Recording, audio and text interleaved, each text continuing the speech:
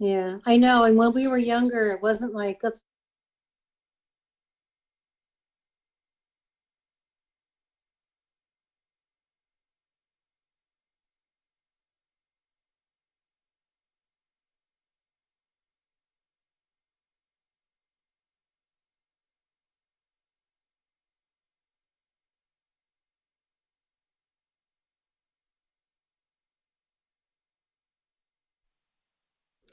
yeah, I know. And when we were younger, it wasn't like, let's,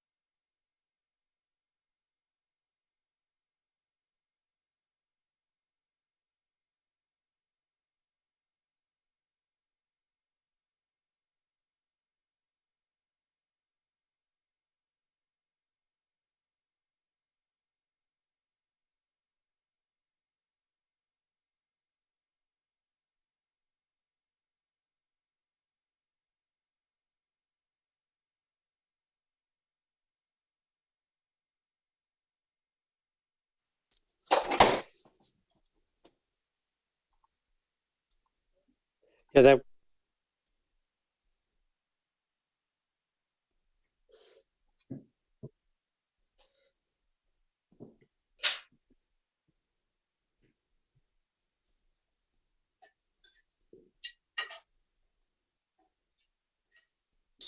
Okay, well, good evening all. Welcome to the Kennebunkport's Growth Planning Committee's meeting for January 18th, 2022. We'll start off with introduction of members and guests. I'm Dan Saunders. Jim? Jim Fitzgerald. Janet? Hi, Janet Powell. Paul? Paul Hogan up here in the top left of Jeopardy. Okay, there you go. All right, Eli? Eli Rubin, community planner. Excellent. Werner? Warner Gilliam. All right. Liz? Hi, Liz Durfee, planning consultant. Excellent. Hi, Liz. Tom? Tom Morgan, planning consultant. All right. Do we have anyone else? I'm looking. I don't see. It says we have 11 participants, 2 of which are our television host and co-host. So, all right. So thanks all. Welcome. Hope you've had a good day. We will jump right into review of drafts of goal policies and strategies. Updated draft number 4. There's a 6 o'clock tone for the fire department. Okay. So Oh, Tom or Liz? Jim's here too. Yeah, Oh, hey, Jim. Jim. Yeah, I'd be happy to start in here. I'm going to share my screen. Okay. How's that look? Is that big enough? Perfect. Yes, sir. Excellent. The topic tonight, to start, I mean, we're gonna make a lot of progress tonight, but we're gonna start off with housing. We have a few more strategies than in your 2012 plan. We have a total of 16 strategies, 2 goals, and 2 policies. So I'll start off in line number 3. Strategy is consider the acquisition or use of town-owned land for the construction of moderate income housing units. What's everybody think of that? I think that's fine. Is there a reason we're using the term moderate income as opposed to affordable? Is this a different strategy? I know we were supposed to define, we wanted to define affordable. Mm-hmm. That's true. Would you rather have affordable in here instead of moderate?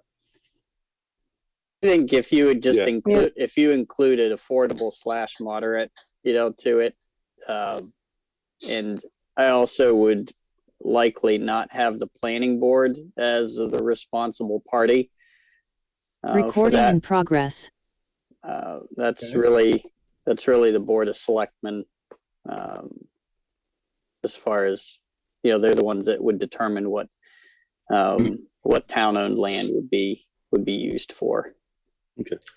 Okay, so we have 2 proposed amendments. We're going to insert affordable with moderate. So we'll use both terms, and we'll take the planning board out. Any other comments or questions on this one? Yeah, so with this 2 parts, we want to consider the acquisition, which means somebody's gonna be out there looking for the purchasing of property, or we're gonna look at existing town-owned property to do the same thing. Yeah, that's a good point, Jim. Do you want to use the word or and? Or Well, I'm just wondering how this is gonna, I mean, it's one thing to consider what we want to be proactive to, use town-owned land for the affordable housing, but how are we gonna, it seems like a different animal. I think and/or would be better.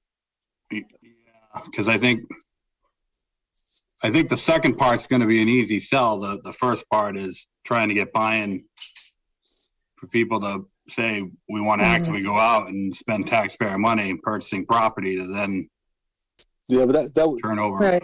It does Jim, say that would have to go consider. to ordinance, so.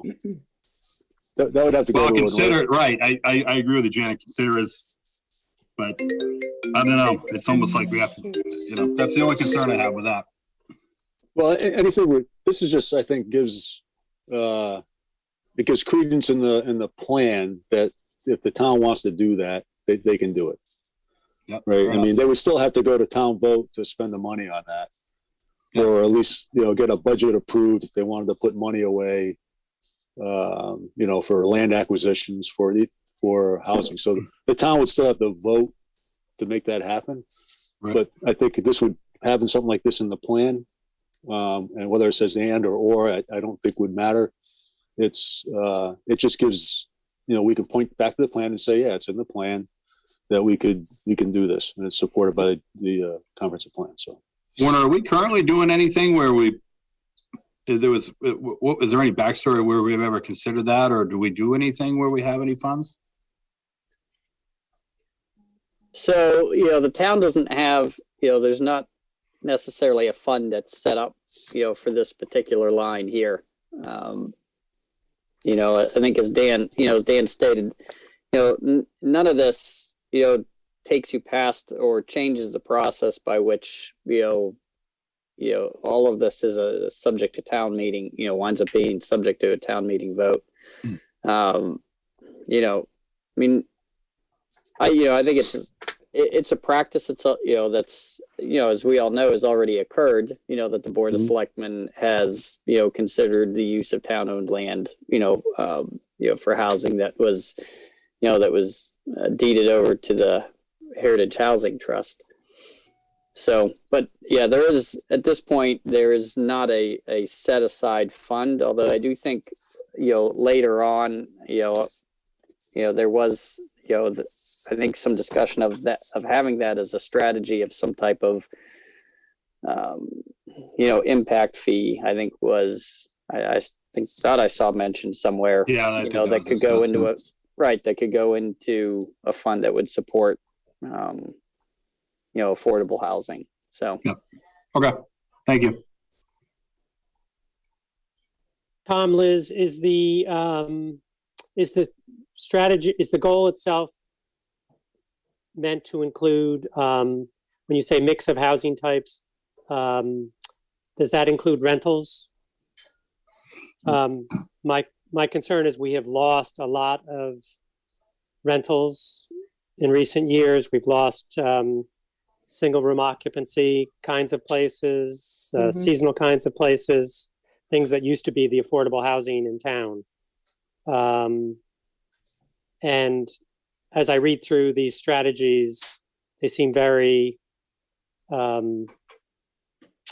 slanted toward purchase. And, back in the day, most people start out and rent a house or rent an apartment until they can get enough for a down payment. And then they make the leap and, buy their first, whatever it is, condo or house. And I think one of our problems in our town is there's no place for starter families to start. And if you don't start in a rental, you're probably going to be in Arundel or Kennebunk. And if you wanted to be in this area, and you'll never come back to Kennebunkport once your kids are in the elementary school, all that stuff happens, people tend not to move. I agree with Paul. I think we need to put some emphasis on incorporating rentals. We say Okay. multiplex down in 9. Yeah, I was Yeah. just gonna say there's a line on multiplex in the designated growth areas, and then also 7 is incentivize accessory dwelling units. So those are two forms of housing units that would likely be rentals. Tom, I don't know if you want to add to anything there. Well, I was just going to answer, Paul, your initial question is it slanted towards sales? Well, the goal and strategy, the first strategy, neither one of them make a distinction between sales and rental. So it's neutral in that sense. But I agree with your general point is the town really needs to pay attention to the rentals because things are going to change if you don't. Do you want to add in some language, either in the goal that specifically speaks to rental and or owner occupied? I'd like to see it because if we don't, we lose sight of it. Okay, so That's let's, my thought. I would, my view would be put it in somewhere in a strategy as opposed to into the goal. I don't want to rentals, I think, have been not favored by our comp plans in the past and our town generally. So I don't want to raise a huge red flag, but I think it should be in there in a strategy that. Okay, why don't we circle back and insert that in when we get to a strategy? It looks like a good place for it. Okay. Any other comments on line number 3? All right. Line number 4, strategy. Consider amending the land use ordinance to reduce minimum lot size requirements, increase allowable density.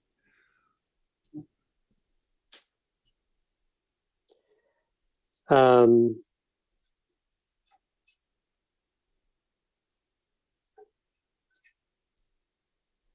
would you want to? I would maybe add, and that be considered whenever you have access to municipal sewer and water. So why don't we extend it by 3 words? Why don't we tag on within growth areas at the end of that sentence? Would that? Is that that's what pretty that much the means? same. Within growth Yes. areas? Is that what that means, access to those? Yeah, Yes. generally the growth areas, Generally speaking, yeah. if they don't have water and sewer, they're pretty close to it. Yeah, so Everybody that okay with that? definitely has to be added, because otherwise, That's good. reducing lot size anywhere could be problematic. Yes, there are places you don't want to do that. Right. So everybody Where good would we with, not, want to do that? Because I'm thinking out loud, like in the rural Well, area, if I have the opportunity to, a few create some meetings back, lots. we had this discussion about Yeah. up in the rural area, Jim. Right. Yeah. And that the board concluded it wasn't a good idea up there. I disagree, but okay. Right. I mean, the town can only accommodate so many people indefinitely. Yeah. Yep. All right, Let's, so we'll add within the growth area to line number 4. Any other comments or revisions to line number 4?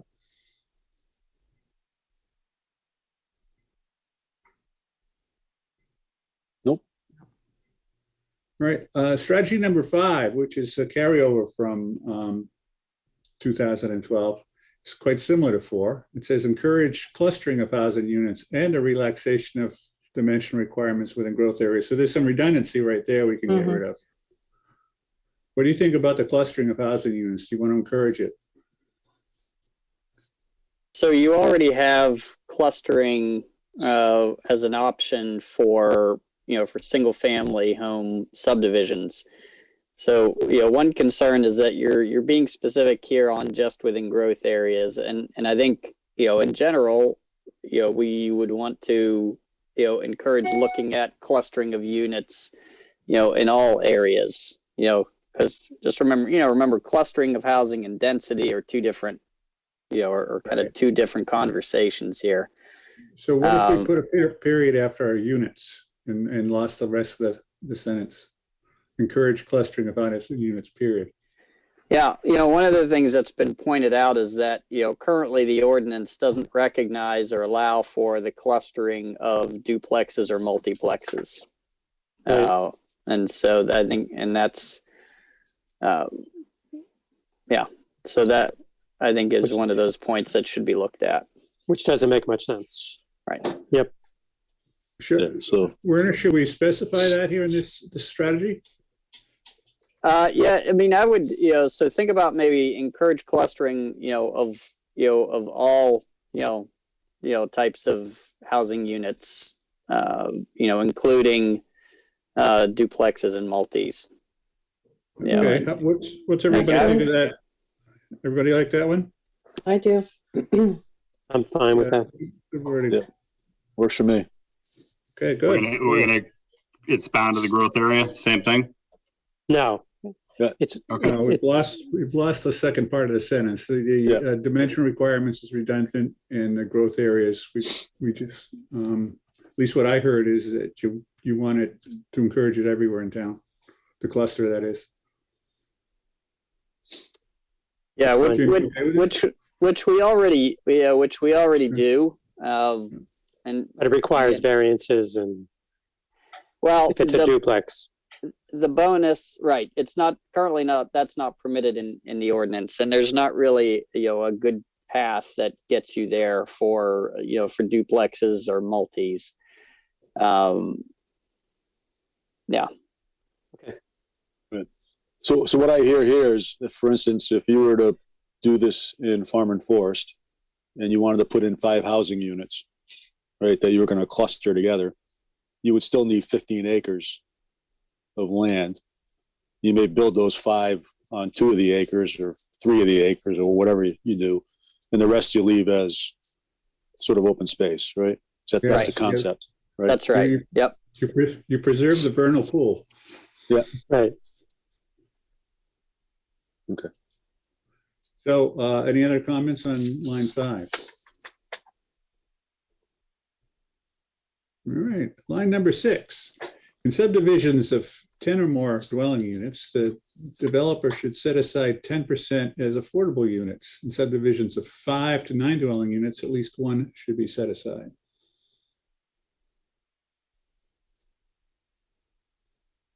Is this new or was this discussed before?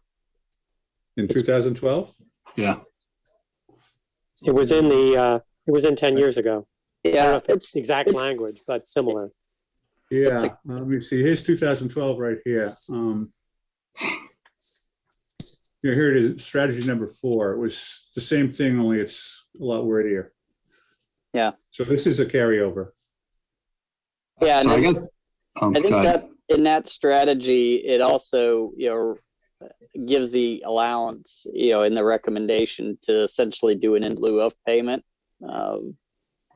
If a developer would choose not to do, the affordable unit, then there was, in the past plan, there was a recommendation for like an in lieu of payment that could be done instead.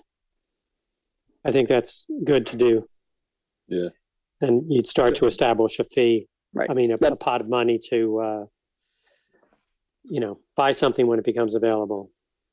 Okay, so Werner, are you suggesting that we expand line number 6 to include at the end a sentence that says, as an alternative, a developer can, Right. You should consider payments in lieu of. That's right. Yep. Okay, we will do that. Everybody good with that? Mm-hmm. Yeah. So is there a way I don't know, this is where I'd want to see like, also a consideration for maybe rental properties as well, and to see if there's a way we can put that in there. What do you mean? So if we're going to develop a piece of property, is there a way we can somehow incorporate where they instead of 10%, do 10% affordable housing or Rental? or rental, I'm against the fees. I don't agree with that, but I'd want to try to consider somehow to make the incentive for the contractor to build to get our goals met without the fee. But that's my thought, to put in the rentals too. Well, it's an in lieu of. So in other words, so if you get an approval for, say a 12-unit subdivision, so instead of having to hit a requirement where, 1 or 2 of the units, have to be conveyed out at a reduced price. So in other words, you've got to sell it, in a price range that, fits affordable. You could essentially pay an in lieu of that would release you from that obligation. So the developer potentially can make more money by doing that than by Right. dedicating the 2 units to Yeah, I just don't. We put people like backs against the wall. I just don't agree with that kind of. It's not not really a back against the wall. It's just another option. Right. Oh, I know. I just don't. I try to be pragmatic and fair, and I don't know. That's fine. I'll stay out of it. But I'd like to see if there's an opportunity we were going to incorporate. I do agree with Paul. I think we got to somehow emphasize, the starter opportunities, and I think rentals are the way to do it. Year-round Yeah. Year-round rentals. Yeah, absolutely. Year-round rentals. Yeah. No, Because I could see 12 dwelling units definitely being rentals. No, yeah. Yeah. You know, I think it makes sense that we need to try to emphasize rentals for sure. Yeah, and that would likely be a separate strategy that you would have, that where you would, because if you're talking about rentals, you're likely what you're referring to as a multi-unit. You're talking about at least 3 plus, 4 plus, in a building. And that's a little bit different than I would say what we're thinking of in terms of the subdivision development. But that may be just a different strategy. Right, but we can go in depth. I mean, as far as, you're having 2 units together, 2 doors, that fit, kind of what they're building around the area. You know what I mean? Okay, so, that's going into yeah, the I'm weeds. just trying to get us on the same page here. You guys want to insert rental in someplace, but I'm hearing line number 9 might be a better place to put it. Yeah. Yeah, Okay. All right. So any other comments on line number 6 then? no, you're just gonna add the in lieu piece, right? Yeah, we're going to add Okay. another sentence about payments in lieu of. Cover to the Everybody cost good of with one 6 home. then? Yeah. All right. Line number 7, incentivize the construction of accessory dwelling units. I think that one could open up a whole can of worms. I think, especially given the vote that just occurred about rentals. And you can only rent if it was rented before and all that stuff. So I think there should be some clarification on what that means. That it should accessory dwelling units for what? So we can rent them weekly? No, No. right. So we need to say for Year round. It's Year fair to round say, you want to qualify it to say for year-round use? Yeah, I mean, that is spelled out, that ADUs, that are intended as long-term dwelling units, that they're not intended, they're not intended as short-term units. The short-term rental ordinance actually specifically spells out that, the ADUs, that are constructed after a certain date aren't eligible for ADU, or they're not eligible for, STR licenses. Right. Liz makes a good point, though. You don't want an attorney using the line out of your comp plan to kind of club you over the head, So, yeah, Or someone just not understanding, right. as was just raised. Yeah. So I mean, if what do you mean by incentivize?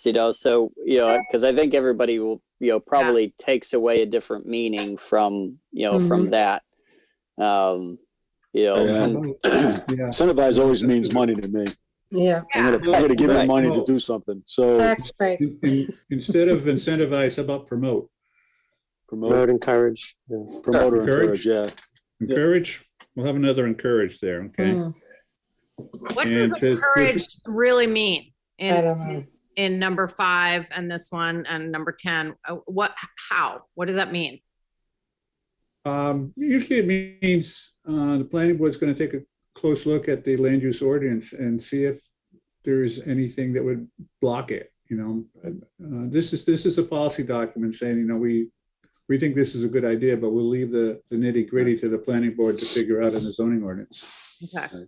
Yeah. In case they have an ordinance that may have something that prohibits. Exactly. Then you this can go and back this. to the comp plan and say, look, Right. this is what the town's policy is. How come the land use ordinance is in the way? So usually what you see, so whenever, when I see this, what you're looking at is to try to, make the, remove zoning barriers, for ADUs. So you're looking to make it as easy as possible, really, for folks to be able to do, ADUs. So that's where you look at the practices, you look at the language, and identify the ones that are perceived as, as barriers. One thing that I think you commonly see in a lot of subdivisions, and this is in older subdivisions that you see this a lot of, where it comes right out and spells out that properties are restricted to a single dwelling unit. So in a lot of the older subdivisions, that's taken away right from the get-go, either through the developer deed restriction, or maybe a planning board findings of fact, or something along those lines. And so that, to me, is a practice that doesn't incentivize the construction of an ADU, if that's a common practice, or that Right. shows up in findings for subdivisions. So the two changes I've heard that we're going to make to line number 7 is, instead of incentivize, we're going to encourage. And then we'll tag some language onto the end for year-round use. So to address Liz's point, that it doesn't get turned into a short-term moneymaker. Yeah. So I was just thinking, because of that comment that you made, Tom, if we should change the policy statement to sort of reflect on the year-round use of what we're trying to do in all these strategies, right? None of these strategies are for short-term use, I agree with that. Yes, right? yes. Let's add that up to the policy number 2. How does everybody else think of that? Good, Dan. Yeah, I Agree. like that. Yeah. Mm. Then in case we miss For it on one of year-round these, we don't, affordable housing. yeah. Werner, is year-round the term that's used in the accessory dwelling ordinance? Is that or long-term? No, I think what we call it there is we recognize them as primary dwelling units, or they have to be a principal. Okay. I can pull it up though while we continue to talk. Yeah.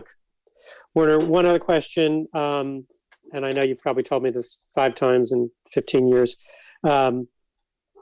There are parts of town you can't do accessory dwelling units. Can you just explain where that is and why that is? Sure. Yeah. So one of the things that has been identified as, and this is a statewide issue that limits ADUs, is state shoreland zoning, because of minimum lot size requirements that are in your state shoreland zoning regs. For all practical purposes, it acts as a prohibition for ADUs, because you automatically have to calculate for a doubling of the lot size for another dwelling unit, and state shoreland zoning recognizes an ADU as a separate dwelling unit for that purpose. So Got it. yeah, for all practical purposes, it's a prohibition. It's a prohibition, even though it's not spelled out that way. It might as well be. But it's beyond our control in any event. Yeah, that's something that the legislature has to deal with, before it trickles its way down through the Chapter 1000 guidelines. Thank you. Moving on to line number 8. Amend the land use ordinance to allow ADUs and home occupations to coexist and utilize performance standards to regulate the appearance and potential impact of these uses within neighborhoods. Werner, this is a carryover from 2012. Probably be helpful if you give us a little background on that one. I don't know if it's a carryover. Is it? I'm pretty sure, well. That's it. I'm pretty sure that it might be a carryover, but I'm pretty sure that the ordinance doesn't allow you to have an accessory dwelling unit and a home occupation in the same property. Yeah, We should change that. And that could be that's likely. Okay, I stand corrected. Thank you, Liz. That's likely a carryover performance standard from the 70s. Yeah, I'm good with that, this one. So There's no reason. you're good with, people are good with line number 8? I am. What about, Sounds good.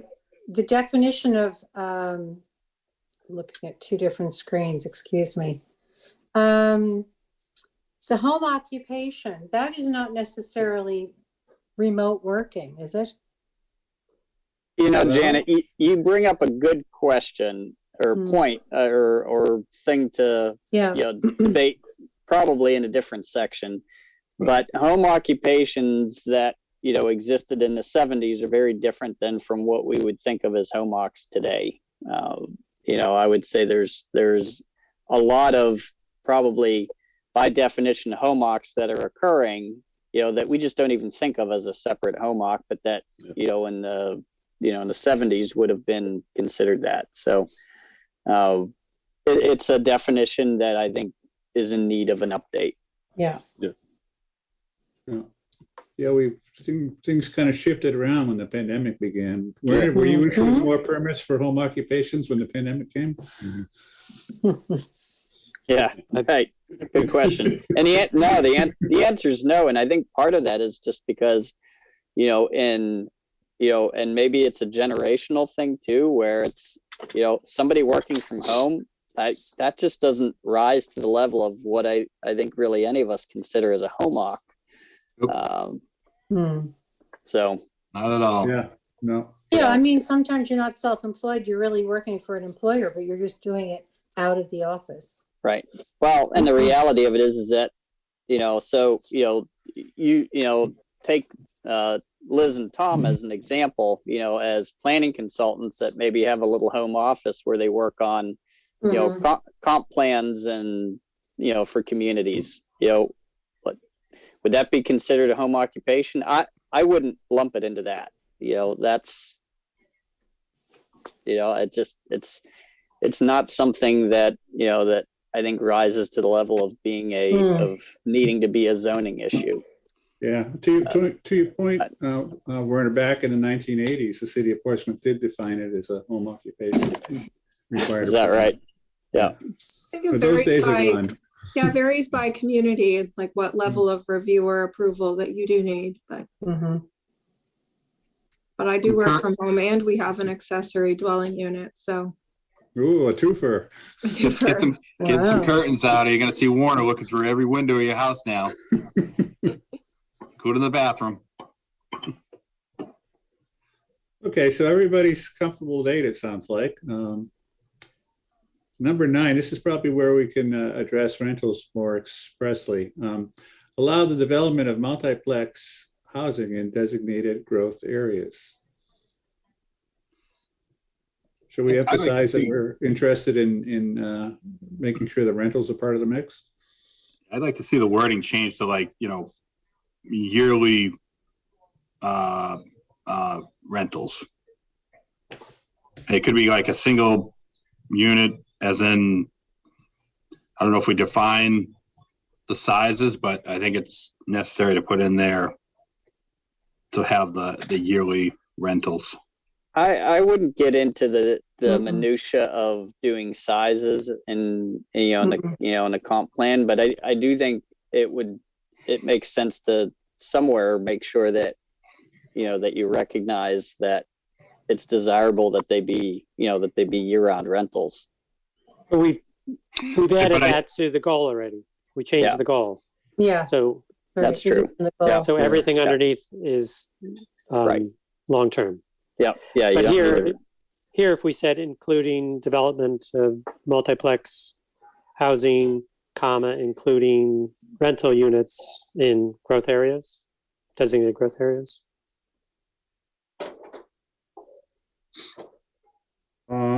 Yeah, how's everybody else like that language? Right, but does it have to be the growth area if I build a house in the rural and rent the whole house out? Oh, well, this isn't, Well, this is not a that's- house, this is a multifamily. We're talking about Yeah. So multiplex, that's not what I single. meant by, that's what I meant by the wording. If I build a house and rent the whole house out, I'm not gonna build a multifamily unit. You know what I mean? Yeah, I'm not sure how that helps with our rental, Well, if he rents with our to year-round resident issue, because I mean, you could do that and then rent it out for $5,000 a month, which is not going to be affordable or helpful, right? So I think the rental piece is what the market provides. and there's nothing, There's And we there's should just nothing make sure to we don't have. stop you. Yeah, There's nothing to stop you from doing that, Jim, now. yeah, exactly. The only thing that would stop you is if you decided to do it short-term Right. rentals. Yeah, then you'd have Right. then you'd right. have to comply with the other ordinance. Right. Yeah, But- okay, I'm just making sure that, you know, again, put the wording in there. Yeah, and To I allow think, it, you know what I mean? I have a sort of a understanding question. Is the town allowed to, is any town allowed to, if they own land, like sort of what the Heritage Trust is doing, but not because they've already done it, build some units and remain the owner of those units and rent them out?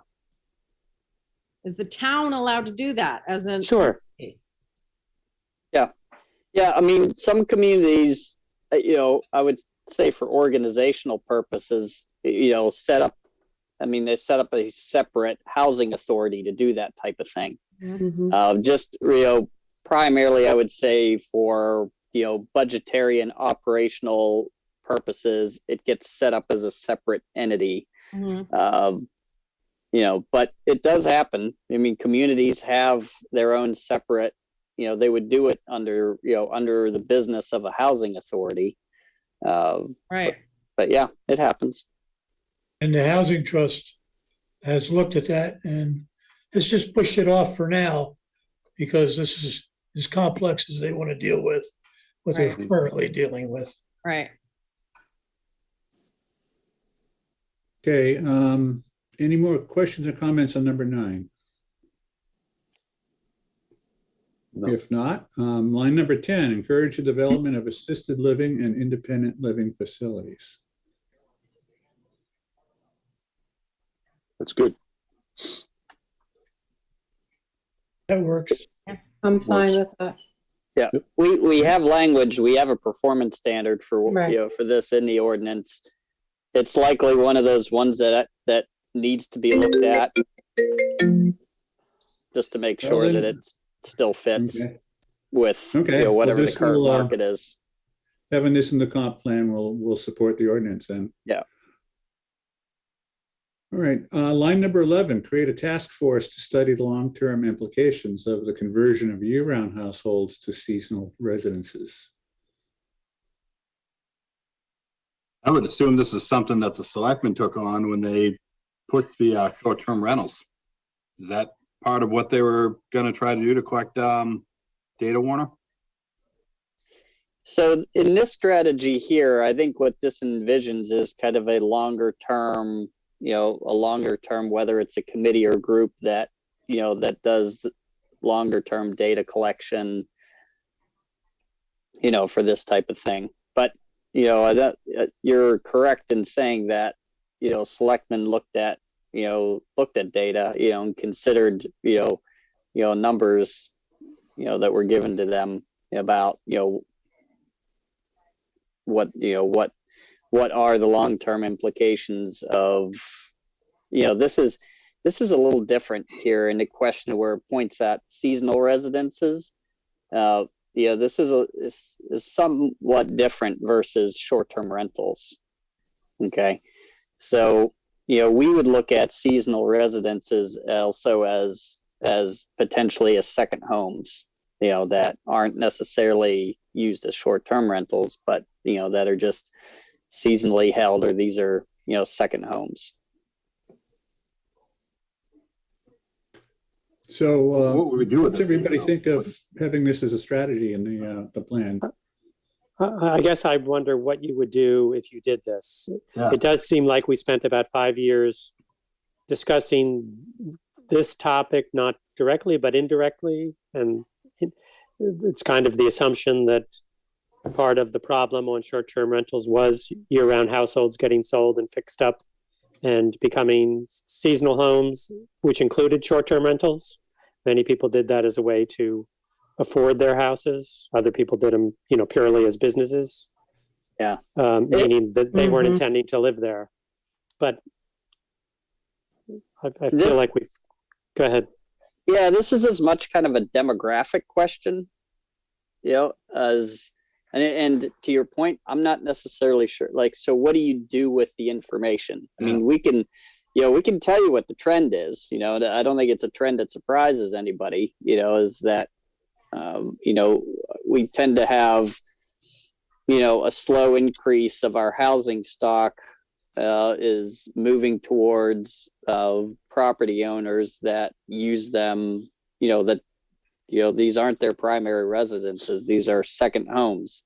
And that's really what you're talking about with seasonal residences. You know, this is kind of, you know, this is a second home piece. I mean, you can track that data other than an awareness of it. I'm not 100% sure what exactly I do with it, you know, because some of that's just the market. Werner, would you recommend we keep it in the comp plan or take it out?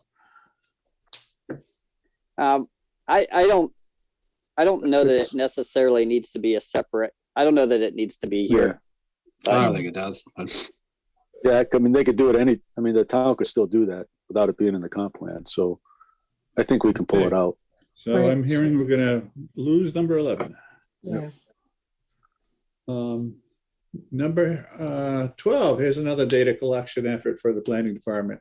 Track housing affordability in Kennebunkport on an annual basis and assess the impact of municipal regulations on development of affordable housing.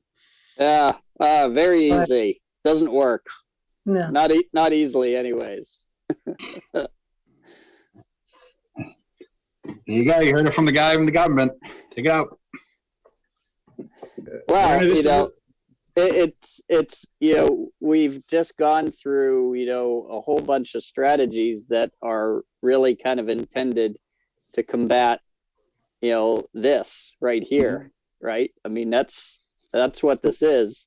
I mean, you've identified density, you've talked about dimensional requirements and, you know, developer incentives. Like those are all, you know, those are all items that, you know, are in some way tied to a municipal regulation that hinders the creation of affordable housing, you know, so that's it's almost part of your, you know, part of your policy discussion. So Werner, if I understand it, you're telling us number 12 would be redundant then? Yeah, I think it's redundant. So we're good with losing number 12? Sure.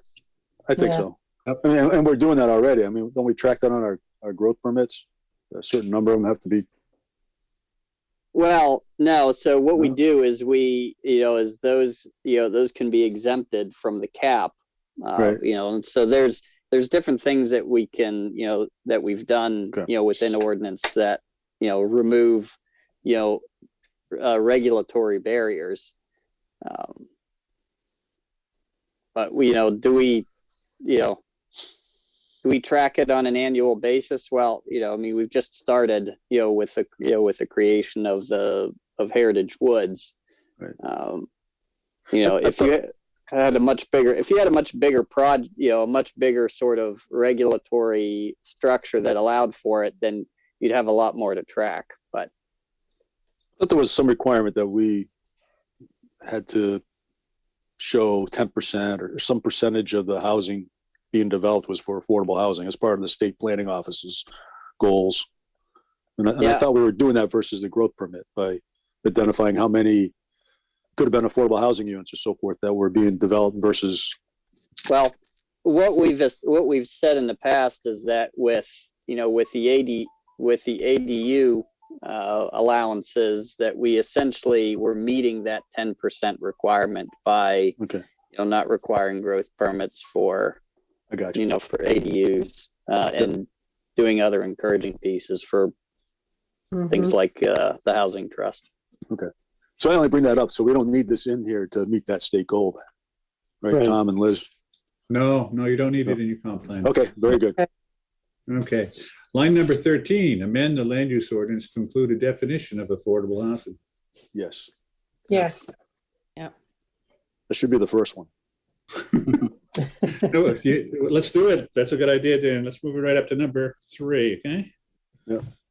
All right. We'll reorder those. Get first things first.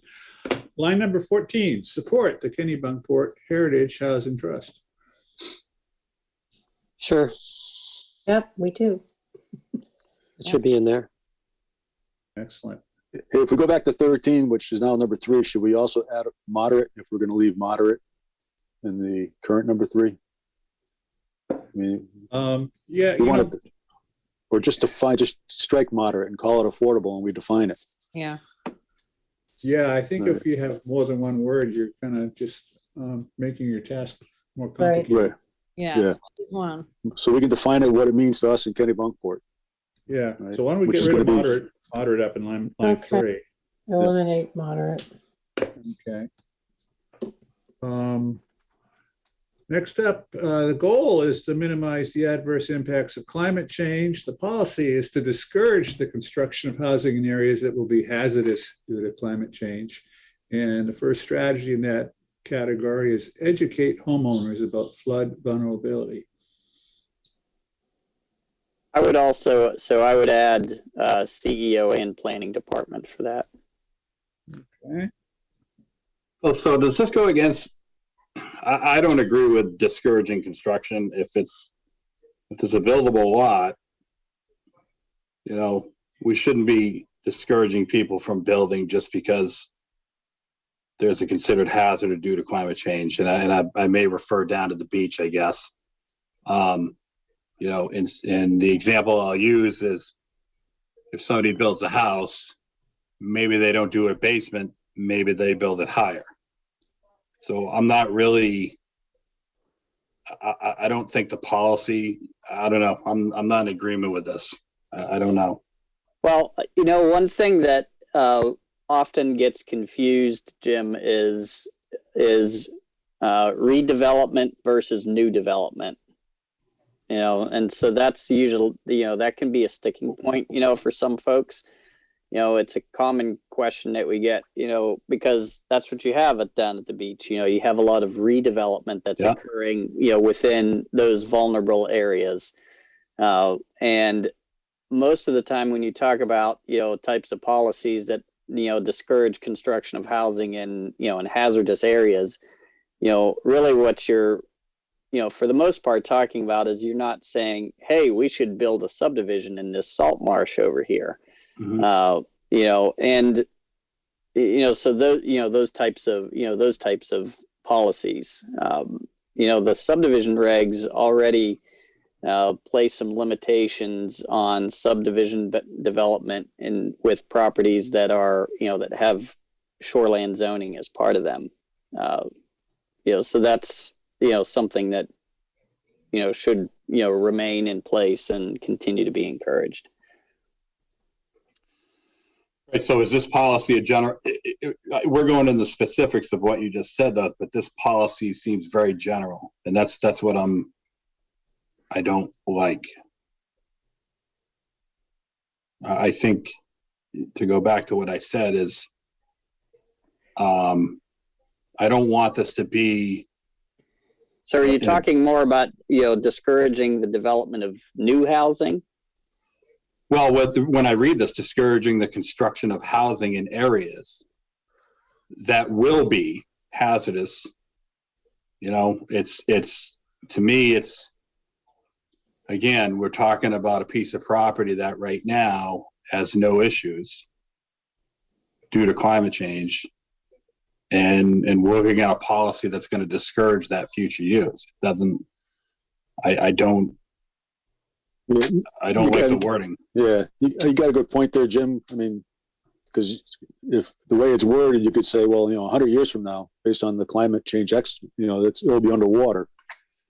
Well, is that right? You know, that's not really our decision to say that you shouldn't spend 300 grand and put your house here. Right. Just and recognize the fact, 300, you know, 100 years from now, when your kids has a house, it's going to get flooded. Correct. And Right. if So- we're looking out for the best interests of a piece of property, that's perfectly fine right now. But, you know, we believe in the science that climate change may dictate that the water would rise.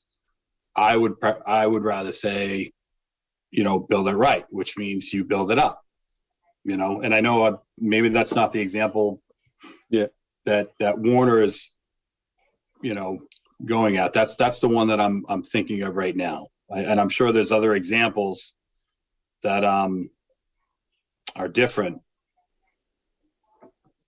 I just think that this is, I don't know. I don't want to prevent people. I don't think our policy should be to tell people not to do what they can do on a piece of property that, you know, is perfectly fine because we're considering the fear, you know, of climate change. What about something like reduce vulnerability of residences to climate change? Yeah, I'm all for the educational piece of it, and you know, giving them all the information that they need to know to make a good decision. I mean, obviously, if it's something that's hazardous today, then that should be. I mean, you shouldn't be allowed to build a house there. If you know. What about instead of discourage, we use a word like improve the construction of housing in areas that will be hazardous due to climate change? Well, I'm also not for hazardous is a big red flag. If that word's in the policy, then I don't know what you're going to do to make it better or make it safer. It's contradictory. I guess I don't want to do improve because I mean, I still agree that you probably don't want to build there. But at the same time, I don't think it's our decision to tell them they can't if they legally can do so today. Liz, So, what was your suggestion? Me? No, the other Liz. She had some language. Sorry. Yeah. I said, reduce vulnerability of residences to climate change. What is it again? Reduce what? vulnerability. Reduce vulnerability of residences to climate change. I think that makes sense. Reduce the vulnerability of residents. So what's that mean? Does that still mean we're going to reduce the amount of or housing instead of residences? Housing. Yeah. But then you look to the strategies and you see what the strategies are. So this is just a, so is this to sort of protect these future homeowners, or is it to reduce the impact of development in areas that will be impacted by climate change? Yeah, the first one, Liz. So we're worried about people building houses in stupid areas. Yes. Or areas where maybe they own. I think that's not a lot of stupid areas, but We'll give you there's actually, in my mind, there's a secondary reason too, and that is if we're talking about people down by the shore, and we know the sea's rising, their flood insurance is subsidized by the federal government, which means it's subsidized by all of us. So the more people build down there, and then they have to, collect for damages, that's gonna, affect the taxpayers. Yeah. But there's a lot of stuff that affects taxpayers. Yeah, I don't disagree with that. Your example is the same one as mine. If I'm going to build a house down on a lot that is fine right now, I would build it up. I wouldn't build a basement. I would build it up. So I'm going to mitigate any flood problems to a certain extent. And again, if we're going to if we look at what climate change is going to do and how that sea level rises, even if we look at a 20, 30, 100 year, if I build it 3 feet higher, 4 feet higher, but I'm still under the fire code, I'm minimizing my own problems. I'm not discouraging construction. I just got a bad taste in my mouth for that. I don't want to discourage construction on lots that are fine. You know what I mean? Right. There's the other issue of the municipal services that are required to, help people evacuate if necessary and to maintain roads to properties, that may have frequent flooding issues. So it does go a little bit beyond the individual property owner, and provide some benefits for the town and taxpayers in terms of the cost of dealing with, the issues that are going to arise with people in vulnerable areas. Right, but you're talking about the what ifs. You're talking about what ifs right now, and but hey, Jim, I was just, I mean, I agree with what you're saying, but I think as I'm thinking about it more, I mean, discourage is just the opposite of encourage, right? Where we encourage people to do certain things. In this particular case, we're going to discourage you from doing it. You want to do it. That's still your choice. It's still legal to do it. And the reason, and then what we're going to do is just provide you with all the information to say, this is why we really think it's a bad idea. But, you know, you've worked your whole life. You're 65 years old. You're retiring. You always wanted to have your house built right here. Go ahead and do it. Yeah, Got to meet all the the word codes. prohibit is not in that sentence. It's not it. So we're just, so I think, you know, I come around to, I think discourage is okay, because I can't think of a better word. But it's, you know, it's certainly, I don't want to put something in there that would like prove would be sort of, okay, we're okay with you doing it. And I'm going to come up with some words. Okay. I'm bound to come up with some words. And, all right. you know, because I agree with you. I think we can, you know, discouraging just I hear what you're saying. you know, we're basically telling people what to do with their property. Well, based it's on not prohibit. Like yeah, you know, like Tom said, it's not prohibit, so you can still do it.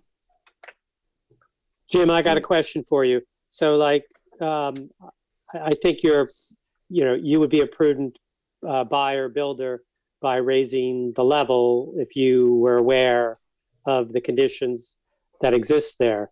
There are lots of properties around me where people are not so clever, and you know they have sump pumps running 24/7, and including flooding the streets and causing horrible ice conditions. I bet all winter long. Yeah. So, you know, that impacts a lot of other, you know, it impacts the rest of us by that decision. So the education part, you know, I can't speak more strongly about how we need to do something in that area because people people just don't know. A builder says, "Oh, I can do this," and you know, they don't think twice. They're not from the area. They've never been here in the winter. Yeah, I agree with you. Absolutely, 100% agree with you. Yeah, I'm not, you know, saying that the strategies aren't. I have an issue with the how the policy is worded. So, but we can move on. Okay, Jim, if you give it some thought and come up with a word you like better than discourage, we can circle back on this one. All right, thanks. Yeah. Line number 17. It sounds like everybody's good with that. Yes. Is there some way to flip it and say encourage construction in areas that will not be seriously endangered due to climate change in the future? I don't know. Is there some way to flip it? Certainly, we can flip it. It's kind of the same. It's the same argument, though. Maybe we need to set it aside and think about it. Or encourage. Okay. Yeah, my only other thought is, in terms of the policy, is you know to get the concept of resiliency into there and adaptation into it. So encourage, you know, in areas that are vulnerable. You know, I don't know what this LID design is down in number 19. Low impact. Low impact. Yeah, we should spell it out. That's an acronym. We shouldn't use acronyms. Yeah, the acronym. I was looking for the. Isn't that in the first page? Way up. No, it's not. No, it's not. Oh, I looked at those earlier. Maybe I missed that one. That's what happens when you deal with planners. We slip the acronyms in, and we don't even think twice about it. I know. I was just really looking forward to telling the police department about all the things that we had identified here for them. PD.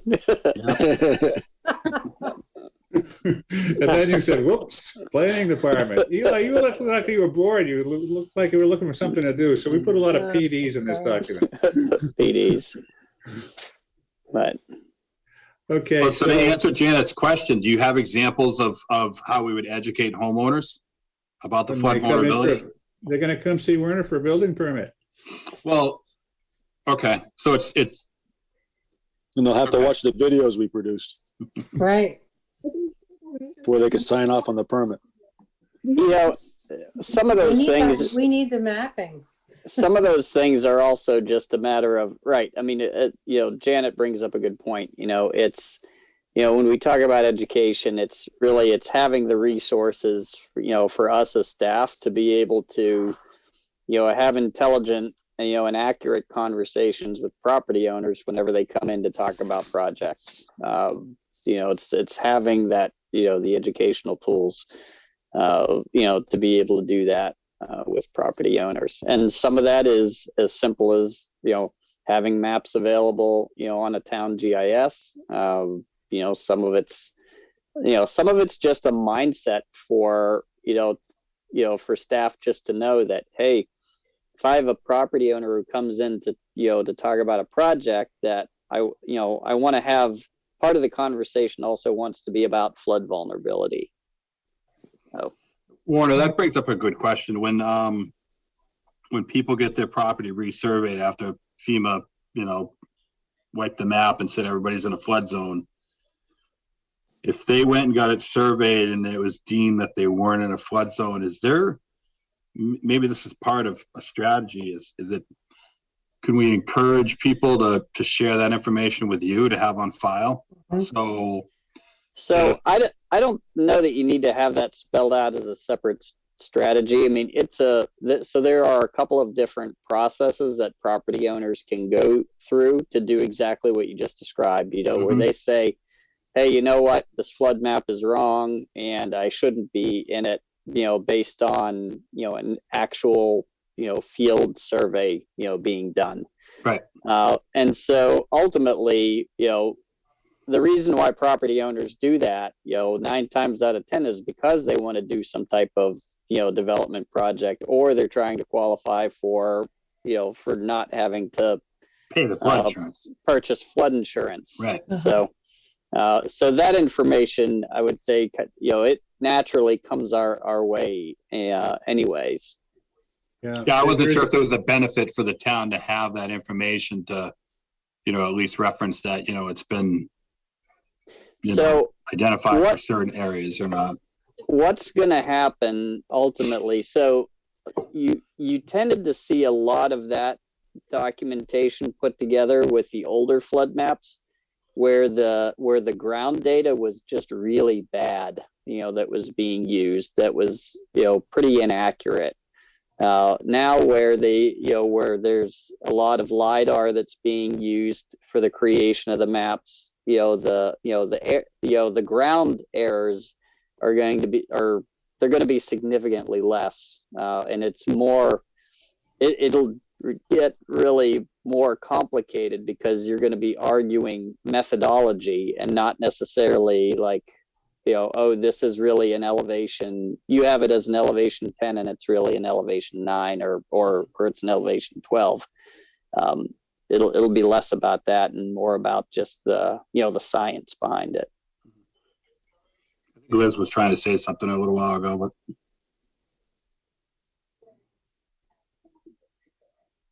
I don't know if it was me or the other Liz, but I'm good. Oh, I saw your voice moving before. All right. I guess I'm going to refocus us here. So everybody's good with line 17 then, right? Yes. Mm-hmm. Okay, line 18, seek grants from FEMA and other state and federal agencies to assist property owners to adapt to climate change. What grants are out there now for that? There's quite a few different grants you can get from FEMA. What do we, like, as I'm a property owner? Well, that's the issue, is that as a property owner, you're not eligible to apply. The municipality has to apply on behalf of residents or the community. So that's why it's a good idea to have a strategy like this, because as an individual, you can't apply for the FEMA grants. Right, but what, like, if we wanted our town to do that, what would the grant money do? What would it be used for? Changes. Like, There's a variety of as a different. property owner, what am I going to benefit from? Well, it depends if it's like a physical flood mitigation project, something on the ground that maybe, reduces flooding on your street. It could be education related. It could be capacity building. Maybe more staff are needed to help educate people and bring in more grant funding to do additional projects. So it really depends on what the need is. Yeah, I think it's a good strategy. Everybody good with 18? Yep. Mhm. Okay. 19, review current zoning codes, regulations, and policies to incorporate building practices such as low impact design standards. We'll fix that acronym. And the low impact design standards, it's primarily things such as minimizing stormwater that could result from poorly designed development. Amen. I'm good. I'm good with that. Okay. Line number 20, consider climate impacts when identifying future growth areas. As you know, your committee periodically goes to review the growth areas to make sure they're still current, still where you want to be going. So this strategy would remind you to remember about the impacts of climate change when you do so. Mhm. Sounds good. Sounds All good. right, to me. you guys are really picking up the pace here. I think we're done with housing. How about water? You ready for water? Mhm. Let me get my boots on. Liz, would you like to jump in on this one? Sure, yeah, if you don't mind, we'll just keep using your screen. Sure, yeah, that's fine. Okay. All right, let's dive into water. Our goal is protect the quality and quantity of water resources. And the first policy is protect drinking water sources. First strategy is to collaborate with the city of Biddeford to ensure cross-boundary protection of groundwater resources, create an aquifer protection overlay district. Agreed. I assume most of those areas, Given time to that, we've talked about that quite a bit. Yeah. those are areas that are private property up there. Some of them are, yes. Yeah. Possibly, yeah. It's a Mm, pretty small area, but is above the area with higher transmissivity, so greater potential for water withdrawals. And the city of Biddeford does have an ordinance protecting the groundwater on their side, and there isn't one in Kennebunkport. Often the ordinances would, regulate certain uses, like potentially prohibit a gas station, for example, right over an aquifer. And depends a little bit on the location of the aquifer and the extent of it, what communities choose to put in their regulations. I think when you show that on the map, that's way out there, right? That's in the middle of the woods. I don't Yeah. ever foresee any kind of development out in Huh. that area. Not anytime soon anyways. Warner, have you ever gone out there? Have you ventured out there at all? Yeah, I mean, the reality of it is it's, the maps that are developed here, for the, these aquifer areas are really identifying, really a lot of the areas that are probably subject to gravel. They've got more of a, these are your kind of gravel pit type areas, that have been, identified as some of these, aquifers. It's not something that you walk out there and you see it. It's all, based on, soil composition and some, well identifications that are, that are a bit outdated, I would say. But so there's more that there's more gravel out there instead of ledge. Right, exactly. Yep, just as a soil type. So, and Liz is right. It's really, those types of things are more about saying, yes, you shouldn't have, a gas station, in and then this type of area, or Right. There may be limitations on if you were going to do a new gravel pit, in that area. Probably not something that you would necessarily want to have. Because that could definitely impact groundwater levels. So I think number 3 has to be in there. Okay. Number 4, coordinate with another acronym I should spell out, Kennebunkport, Wells Water District, and area towns to protect regional drinking water resources. Yeah, Sure.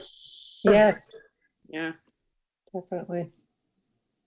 Okay, periodically review regulations to ensure that freshwater wetlands that provide important groundwater recharge are sufficiently protected. Nothing wrong with that. Yeah, yeah. Good. Okay. That's a responsibility of the police department also. Next policy is protect water resources from the impacts of development and reduce the potential of water quality degradation. There's a few strategies under here. First is conduct a comprehensive review of the land use ordinance and subdivision regulations to identify opportunities to strengthen provisions for water resource protection.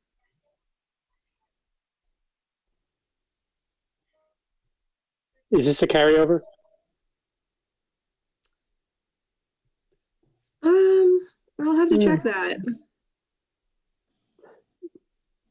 Doesn't really matter Yeah, I to me. think I was just wondering. it's good. I can pull that up. We're really talking mostly about groundwater here. But yeah, you're talking about, I mean, we're talking about Drinking water resources, Yeah, you know. Aquifers, yeah. Non-marine. No, this is Not broader than necessarily, that. because Not Yeah, necessarily. and that yeah. Okay. number 8 identifies that. I'm Yeah. yeah, I mean, your water doesn't only come from groundwater sources. No, I know that.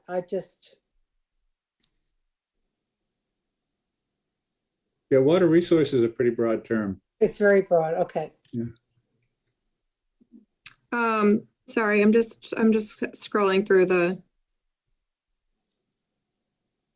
finding water resources from the last. It's all right. You don't have to. Okay, I'll flag that and double check it.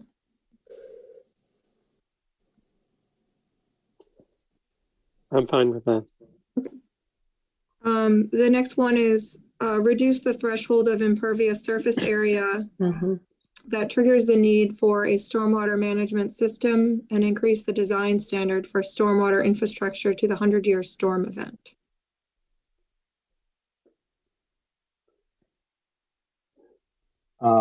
Yeah, so that's a bit, how big is 10,000? That's pretty big. So what are we talking? Is this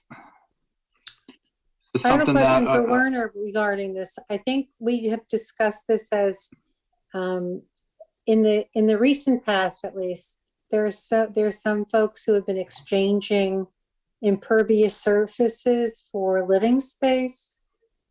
Is that Yeah, correct? that's not really No. what this strategy here talks No. about. Okay. You know, really what this is saying is, you know, once you hit, you know, a certain square footage of impervious surface, Okay. you know, do you need to have, you know, a more detailed analysis for how you're Okay. dealing with your stormwater? And is this Yeah. residential and commercial? Well, that's the thing. And so I just want to point that out. This doesn't, you know, the strategy doesn't, you know, really differentiate between, you know, residential and, you know, commercial. You know, a long driveway could trigger this, Okay.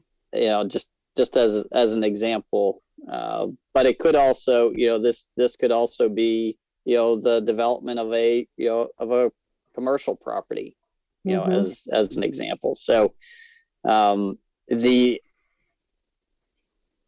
I'm not quite sure how you would word this in there, but the percentage of imperviousness, you know, on the property, I think is likely an important consideration. I mean, 10,000 square feet on a 50-acre site is a much different impact Right. than 10,000 square feet on a 2-acre site. Relative, yeah.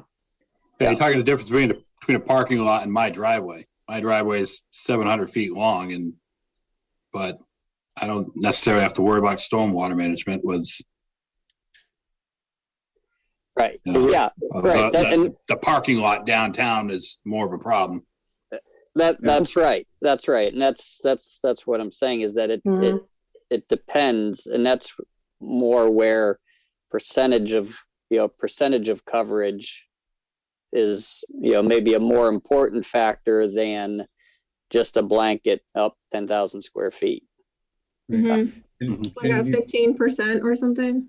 A percentage, right? You probably noticed this is kind of a two-part strategy. The second part has to do with the design storm. And that's a recognition that the weather is getting more extreme, or at least we're going to anticipate that it will get more extreme. So for commercial development, we're telling the engineers, okay, the 50-year storm is no longer adequate plan for the worst storm in 100 years. Considering we have them every year. Yeah, as a practical matter, that means like, designing for, instead of a 3 inches of rainfall in 24 hours, you go to 4 inches. So Werner, do you have changes that you'd like to see or suggestions for the first part of that? Great. I think this, is, well, you could look at this as whether or not you're dealing with residential or whether you're dealing with commercial. I mean, the 10,000 square foot threshold, I think if you're sticking with that, makes sense for, for commercial applications, or include, any, some language in here that talks about a percentage, an overall percentage of impervious surface area. I mean, the 20% number is one that's already in ordinance. Maybe what needs to be better defined is, and this is I think what Janet is talking about, the differentiation between, building and driveway.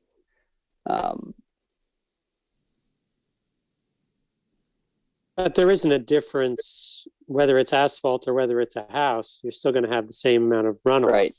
And you're still going to have the same amount of runoff whether it's residential or commercial.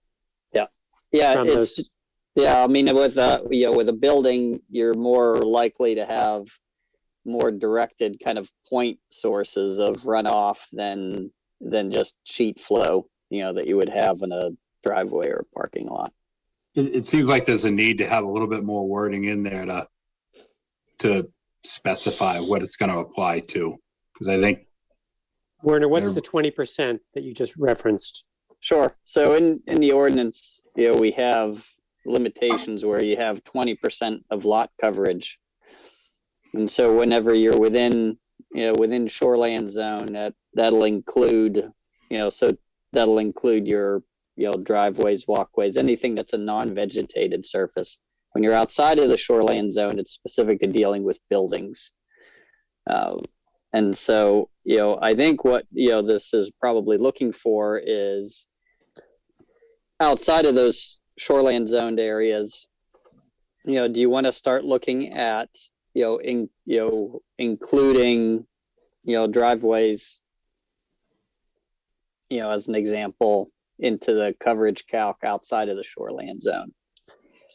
I mean, all the water comes downstream. So, given what we're experiencing and given an astronomical tide, there's going to be more of an impact if more is coming down the hill toward the creeks than, if you're lucky and there's no high tide, then it may not make much difference. Yeah. But yeah. I mean, the stormwater doesn't care, that it's magically at 300 feet, versus 250. It's, the effect, the ultimate effect is still the same, on the downhill side of it. Yeah, I mean, the reality is land that was not developed years ago because it wasn't needed to be developed because there was other land considered more prime or more desirable. Well, those days are over, and now much more inland is getting, near the shoreland zones are getting developed all over town. So I'd be in favor of some strengthening if it has an impact, on streams and rivers. Yeah, definitely. I mean, look at the river this past summer. This week. Disgusting. So if you apply this to, if you're applying this to everywhere, I'm 4 miles away from Paul, and I build my driveway. You're expecting me to build a stormwater management system to stop the whole water? Now, typically what you see, so with stormwater calculations, so whenever an engineer looks at a property, typically they'll model, the amount of stormwater that, comes off of a property before development and then after development. And so the typical threshold that we deal with is that, stormwater is typically designed so that you're not increasing the volume of what comes off of the property, kind of a pre and post. Okay. Mm-hmm. So that's I would say that's the the kind of the general goal of what you're dealing with when you're talking about stormwater infrastructure. So it's not about stopping it, right? It's about not increasing the amount that comes off of the property than what has what previously got identified, if that makes sense. Yeah, but so the building code right now is the building envelope. If I build a house, my building envelope also includes my driveway, doesn't it? As part of that percentage? No, so let's just use your property as an example. So right now you're not in a shoreline zone, so right. your driveway does not count towards your overall percentage of lot coverage. Okay. Where you're located outside of the shoreline zone. And so as far as building envelope, like your driveway extends outside of your building envelope, because just as a matter of access, it has to cross the setback, to get out to the road. Right, but what is it again? Is it 20%? Is it 20% of the property is the max that you can go on a building envelope? Where you're located, no, so it's not the building envelope. So you're in farm and forest, you have a maximum allowable percentage of 10% in farm and forest. Mm-hmm. And that's calculated based off of the gross area of the lot. So it's not just figuring out your building envelope. It's, if Jim has 3 acres, it's 10% of 3 acres. Right, which is pretty small in a 3 acre lot, but yeah.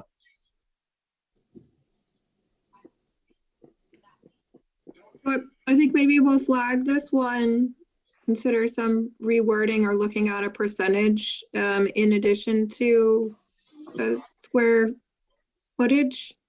That's sort of what I'm hearing, is this one's not quite ready, but maybe we'll move on for now. You could really just pull out the 10,000 square feet and just, consider reducing the threshold of impervious surface area that triggers the need, because that's really what you're talking about wanting to do. You're wanting, what you're saying is you're going to increase. Well, no, you're doing a reduction. Yeah, doing a reduction of that number, and maybe not necessarily, get into the numbers, in the strategy. Right. If you leave out the square foot, then you could come out with percentages or another number. Right. That makes sense. That makes sense. And it's a reduction, so it'll be less than what we have now. Right. Okay.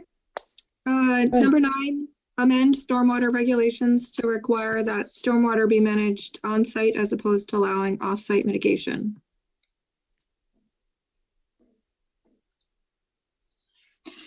Now, Again, what are we referring to here? Commercial, or what are we referring to? Well, and that's, I I guess I would ask for clarification because I don't really know what that means. Let me pull up the regulations that I was looking at.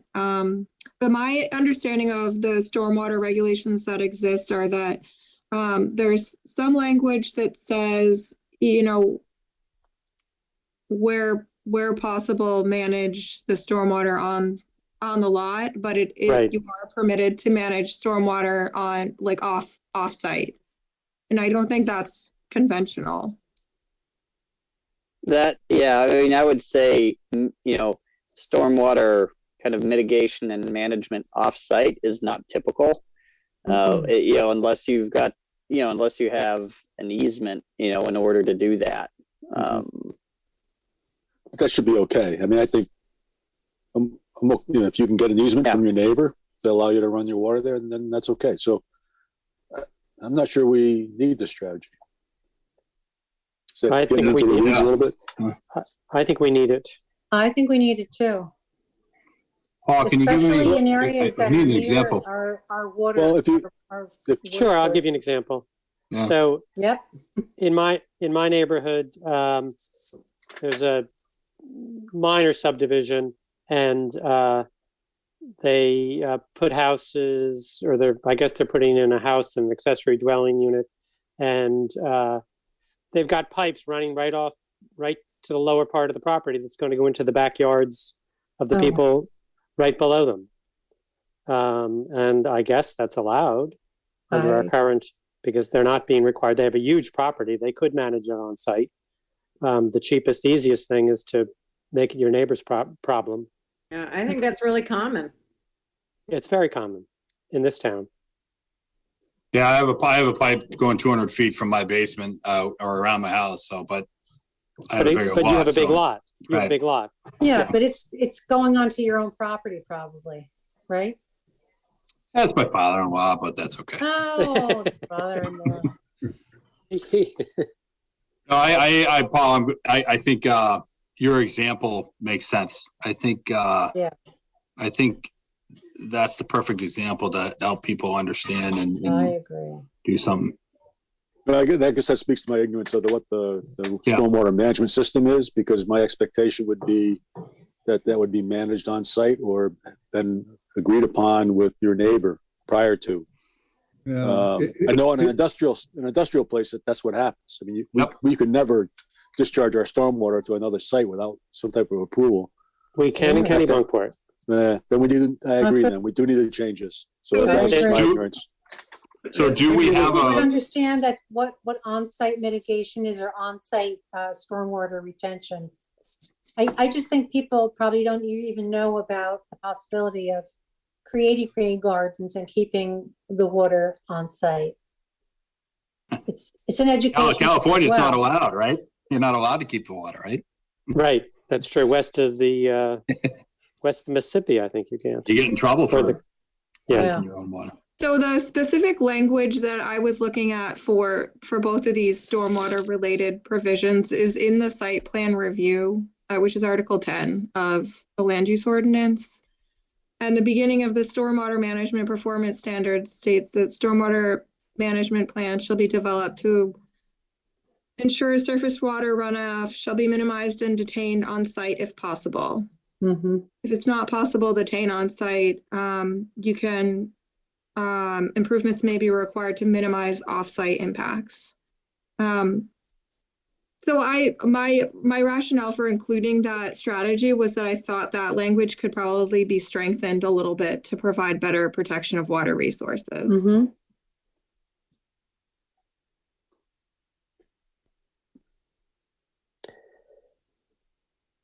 Okay.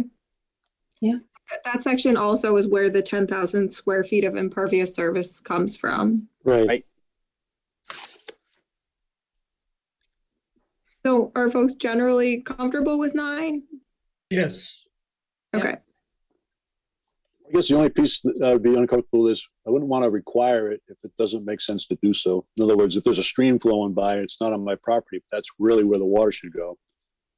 I should be required to get approval from the neighbor who owns that piece of land, but maybe that's really where the water should go. So instead of me trying to figure out a way to put it into the ground, hold a little pond, retention pond or something on my property to hold it. So Well, wanna you make could sure we say, Depends you on could what's say- in your water. Yeah, I think if you're talking about stormwater management, there's some form of treatment that goes on before the water is discharged into a stream. So you don't necessarily have to, Yeah, keep water from a stream, but if you're implementing stormwater management, it's filtered, right? it's treating the water. Mhm. Well, detaining- what it is, Complex, then. it's treating the water that flows, across the improvement, so it's stormwater that is, that comes across a particular, the primary example that we see is, road development. So that's what that's what it is that you're treating. It's not naturally occurring drainage that crosses, from one side to another.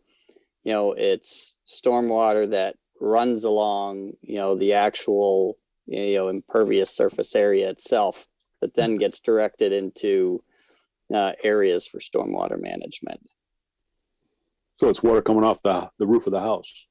That's right. Right. Yeah. Thanks, Warner. That's an important distinction. does it include, I think the one near me must be French drains. Would it include that, Werner? Or sump pumps? Yeah, but a French drain is outside around the house. I wouldn't expect people to filter outside water. That's getting a little frivolous. A perimeter drain around, around a house, isn't something that is, necessarily identified, or dealt with in this piece here. So It's just surface. this is specifically talking about surface water that is coming across things like roads and parking lots. And, I think as, Dan pointed out here, that it could be, this could also be, drainage that comes off of, a large roof area, if it's directed. Some pumps, we want to see those discharged. We want to see those discharged to daylight. Those want to be brought to the surface. One thing that that we deal with on the municipal side are folks that discharge their sumps into the sewer system. Which is Not good. which is not good. We don't want folks doing that. And also what you don't want is you don't want somebody bringing the water to the surface from, in a pipe and running it directly to the property line. Right. So that's considered, a civil nuisance issue if you do that. Am I glad I don't have neighbors? Your neighbors I don't are know. glad too. You guys got some problems. All right. Sounds like we might be ready for number 10. Sure. Amend the land use ordinance and subdivision regulations to include green infrastructure and low impact development standards, and encourage complete and green streets. And these are terms that we did cover in the chapter. Tom mentioned low impact development, which are different types of basically stormwater systems that use natural elements, swales, etc., instead of relying more on constructed or engineered systems. So these sort of sets of recommendations are, again, just suggestions on ways to improve stormwater management with the ultimate goal of protecting water quality. And green infrastructure, that term, what are you thinking about there? The same thing? Similar, yep, basically synonymous with low impact development. Okay. I don't have a good feel for the cost impact of those things versus what we normally do. And I only bring that up because I don't also want to make sure we don't put something in place that hurts us on the affordable housing side. Yeah, to be honest, I Hmm. don't have a solid grasp on the cost of either of those systems either. Certainly, I would say most types of LID are going to be less expensive than like a subsurface stormwater management system. But I think it really varies a lot on the situation and the size of the system.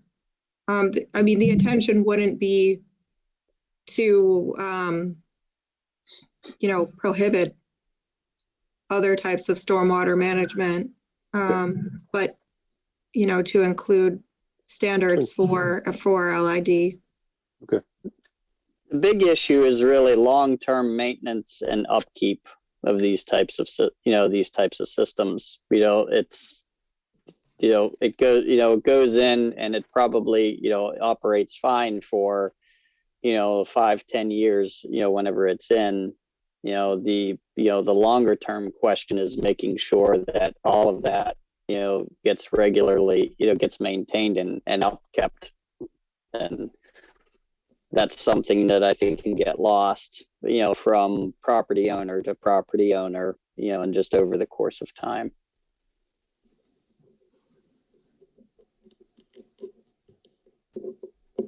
We okay on 10?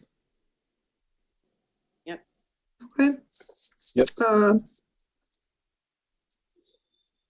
Next item was formalize the low road salt application policy. So from what I understand, there is sort of an informal practice. Shouldn't say informal. There's not a formal policy for low road salt usage, but that's the general practice in town. Okay. Works for me. Yeah, I would like it. Well, I would say that Which roads to avoid. I would be cautious on this piece here. Hmm. having just experienced driving across roads Oh, God. that are part of a policy like this, and that, I think it's good to to leave. I think it's good to encourage your highway and public works departments to be strategic about where they place salt, and maybe not to oversalt sensitive areas, however, at the same time, we want to make sure that driving conditions are kept safe. Right. Well, Sounds like we had an exciting time, Werner, huh? yeah. I mean, the way this is written, you could actually, the policy could be that we won't use low salt application. All it is to say about formalizing the policy. True. Yeah. So. What about I forming a committee to see if we? No more committees. Okay.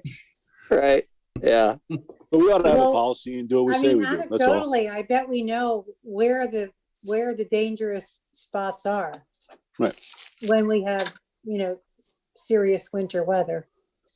Yeah. You always get good commentary, after a good storm, where Right. folks will say, by golly, they do such a great job in the port of keeping those roads clear. So, Yeah, we flood them. yeah. So certainly the intent wouldn't be to make roads less safe, but to, Right. investigate. I know New Hampshire has a certification Really? process to look at training people on different ways of applying road salt, spraying, et cetera. They can use less salt, but still be effective. Yeah, there's a brine method that apparently, I saw an article last week. I sent it to Lori,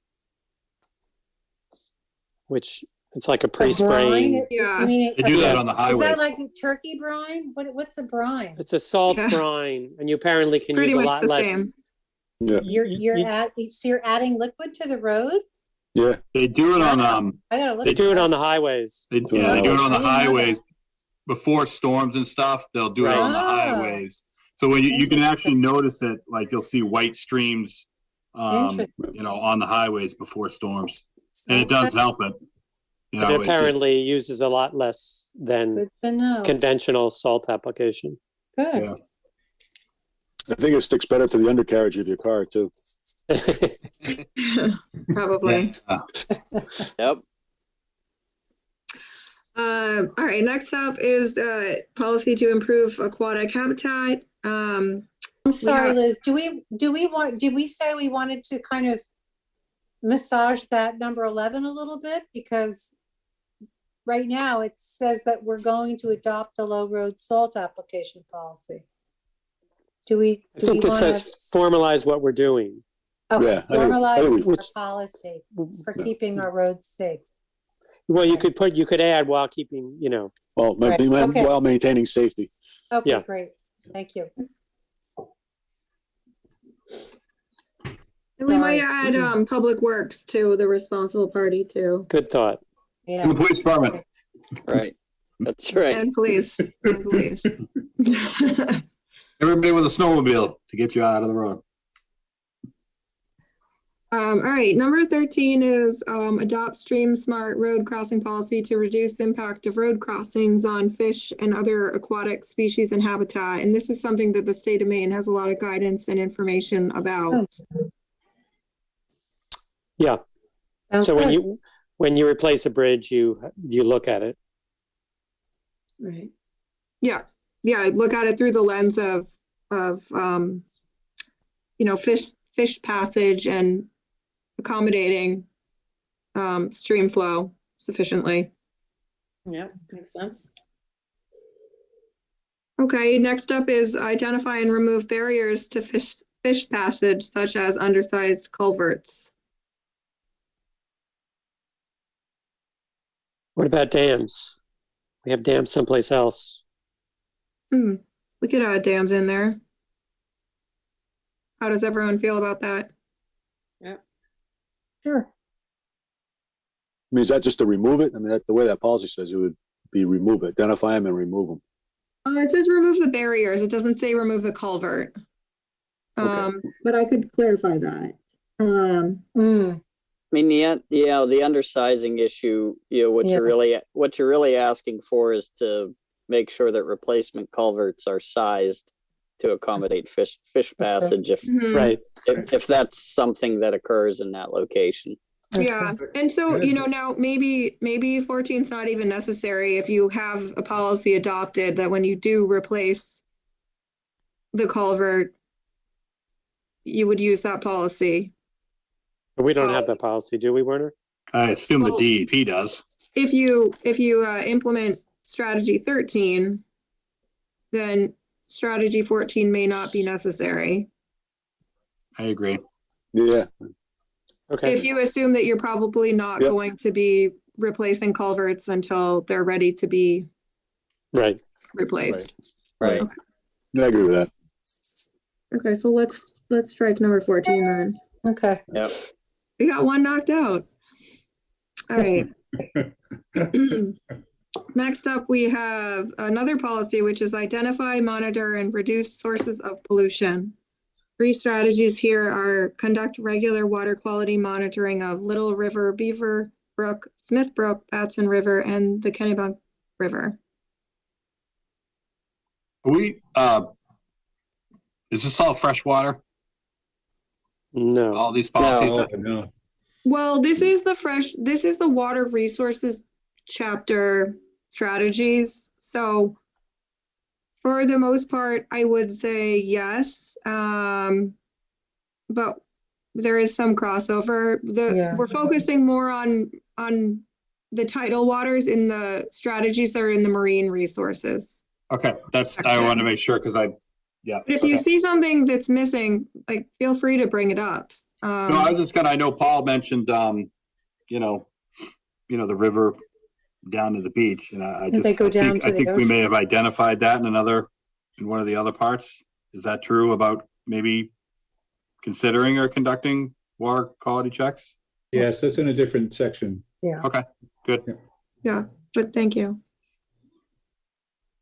Okay. Seems No. reasonable. Who's going to do that, by the way? Police department. CC and BAC. Well, is there a river committee? I mean, Oh There boy, is. There is, We do? yeah. Yeah, we can add Yeah. the river. Should we add the river committee here too?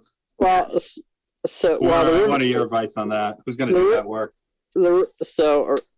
right now, the water quality monitoring, as many of you all know, is handled through the town's public health department. Right. So they should be listed, they should be identified here. They're the ones that are currently doing that work. Okay. Okay. And I think it makes sense here. You've got the Beach Advisory Commission committee and the Conservation Commission identified here. So those are appropriate good. groups to have identified here. But I'd include public health. Okay. And Werner, did you say include the river committee or no? No. I wouldn't necessarily include the Kennebunk River Committee, in this. Yeah. Okay. Yeah. But do So they even do on anything- even do they numbers. do anything right now? I'm forecasting out here. If we do a water quality monitoring on the Little River and we find out certain results, what are we gonna do with that? So, the river committee, the river committee doesn't, they're more tasked with, they'll do a weigh-in, for example, on, dock applications, that are within the river. They work more in conjunction with the harbor masters relative to some of the mooring areas. Operational rather than monitoring quality. That's right. Yeah, I'm wondering where some kind of what are we gonna, maybe this is going towards enforcing or somehow mitigating a problem. We can create a strategy, but what are we gonna do with it? What's the outcome? What are we gonna? Well, the only thing that you're talking about here is supporting the water quality monitoring that's already happening, in these areas. And That's what strategy 16 is. It's to continue to collect data into the future. Except that we really don't do it for the Kennebunk River currently. It's done. Although It should be, that's where your wastewater plant discharges. Yeah, and that's handled. So, on that's that the note, sewer department. on 17, so Public Works really takes, does that strategy, that monitoring the impact of the sewer outfall. That's part of our, that's part of the DEP licensing for that discharge, that's monitored. So that's something that's already done and shouldn't be in the river committee's scope. And Werner, the watershed study for the Kennebunk River, who's on Kennebunkport's side? Who's part of that? So the last time that was done, that was public health was involved with that. Okay, so we covered that. That's right. Yeah. Okay. That's one of those ones that I think we were pulling the Conservation Commission into that one, since Goose Rocks Beach is monitored and dealt with through the beach, through the Beach Advisory Committee. We don't really have that necessarily for the Kennebunk River, and so we were looking to add that to what the Conservation Commission was doing. Just out of curiosity, what is a regular water? Like, how often would that happen? Just for my own understanding, how often would we do that? Talking about the sewer? What makes sense, I guess. What makes sense to do that? Water monitoring of the rivers. To do those checks. So what happened? So the town participates in the Maine Healthy Beaches program. Okay, and so as part of participating in the Maine Healthy Beaches program, is doing these water quality checks. And this is primarily you're looking for, they're doing bacteria monitoring at your beach locations. So for Kennebunk River, you've got monitoring that occurs at Kennebunk Beach, but also at Colony Beach. That's a annual occurrence that happens over the course, primarily over the course of the summer. Mm-hmm. But we're And going the- to task, we're going to task out another entity to do these on the rivers, right, or the brooks? That's what I mean. How often are we going to do, how often are we, what's So going to make Jim- sense? So Jim, what's happened, at least with regard to Goose Rocks, Maine Healthy Beaches program is just the beaches, but because we Right. have a problem, they have gone back to essentially Route 9 on these, Right. on the Batson, on the Okay. Beaver Brook, on the Little River, to try to source the levels that are reaching the beach and the good. mouths of the river. Okay, good. The problem is, a new problem is that the DEP is now required by the EPA to include coastal waters in their categorization of water quality, and they've just designated 3 coastal waters in the state of Maine as being impaired, 2 of which are at Goose Rocks. And this is the result of their definition, which is over a 3-year period. How many exceedances did you have of the EPA levels? So it's not good news. Some more attention may go in this direction. Certainly, we want to try to get out of that. The front beach was not so designated anywhere, just the mouths of the 2 rivers. There's going to be a public announcement soon. Oh, Are we Yeah. talking about the little river or the Smith and the Brook? Well, and that's the There's a lot more, there's a lot more that goes into, into those designations that, Yeah, that we're looking at, how we deal with that, and how we go about potentially challenging how that's determined. okay.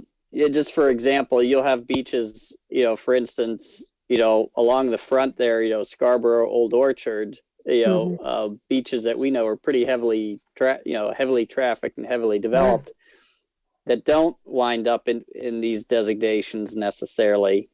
But yet Goose Rocks, which has this, rather large marsh and 2 river systems that come into it, has a very different dynamic that, that drives some of this bacteria that gets figured into the calculation. And EPA, I would say, tends to come at it very broad brush with the numbers, and doesn't necessarily parse it out into the different categories of, maybe where it comes from and what causes it. I mean, that's, I guess, just kind of a big overview of it, but Thanks.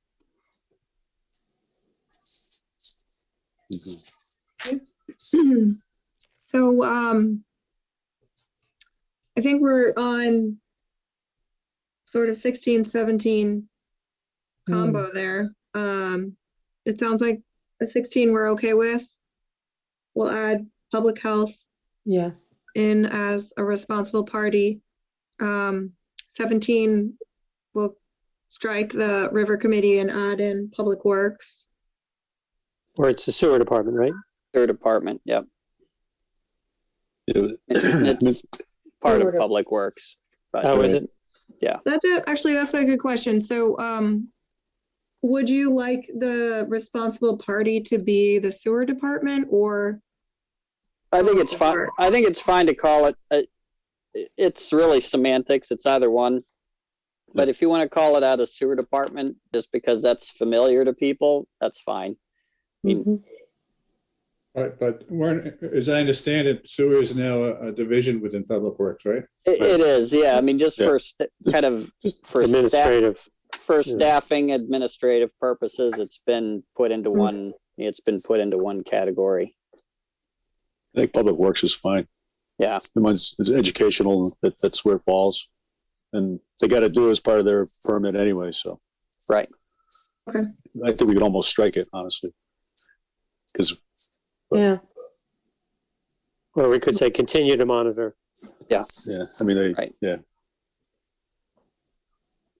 but they're required by law to do so, so. But we can leave it. It's an easy one to get done. Okay. Hey, we done on it, we fixed one already. You can Yeah. put that, you can check that off.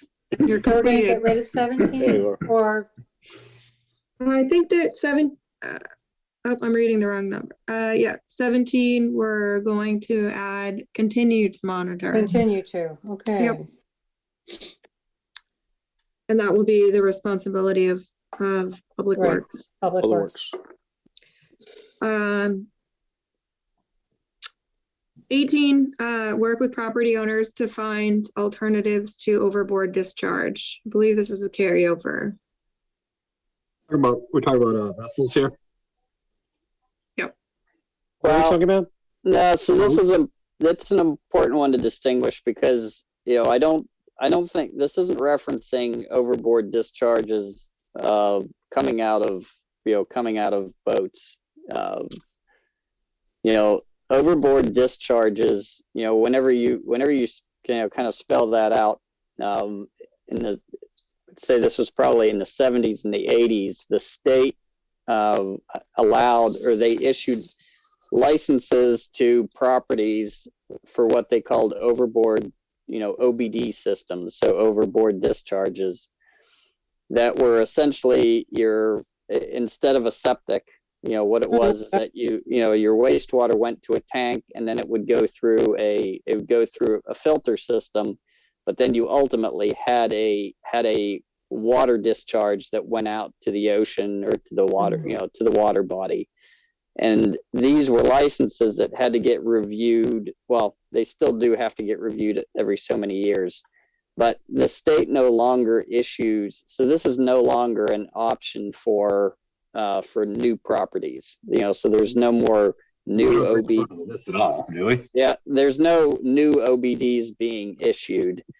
What happens now is that every couple of years, OBDs have to be reviewed by a licensed soil evaluator and plumbing inspector in the state all have to review the relicensing of overboard discharges. They also have to get re-reviewed anytime if a property has one and it goes on the market. They have to be re-evaluated again at that point. At this point, I don't believe we have any left in Kennebunkport. Oh, great. Okay. So if there aren't any left, we could probably strike this. Yeah, I think so. Thanks for that description though, Warren. Yeah, thank you. Warner's always If you got this. left it in, that would be another one we could check off. Amazing. Clear some of them out. Okay. Should I So- pause for now? Yeah, I think as a time check. 7:58. Yeah, 7:58. I think at our last, so thank you guys for leading us through this discussion. At our last meeting, we sort of talked about extending our time lane into November. You guys have any, obviously, we got a number of strategies to go through. I don't see how we make June. Right. But any thoughts on that? You talking about the meeting time? Talking about when we actually try to present this to the Oh, town okay. for a vote. Because of the requirement that we would have to have basically all this information ready to go in February to get it to the town meeting for a vote. I don't see how we finish this in 2 more sessions max. So Yeah. I'm proposing that we ask for an extension. I don't know, Warner, if we need to do anything specifically with the selectmen. So we don't necessarily have to do anything, with the selectmen, for that, that piece of it. What we've asked for, and so Tom and Liz have provided me with, with a proposal that, that we'll be discussing.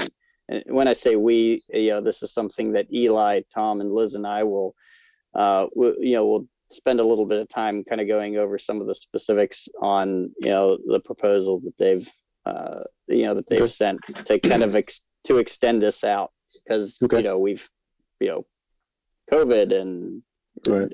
old data and all those types of fun things that obviously we didn't have figured out in the beginning of this project.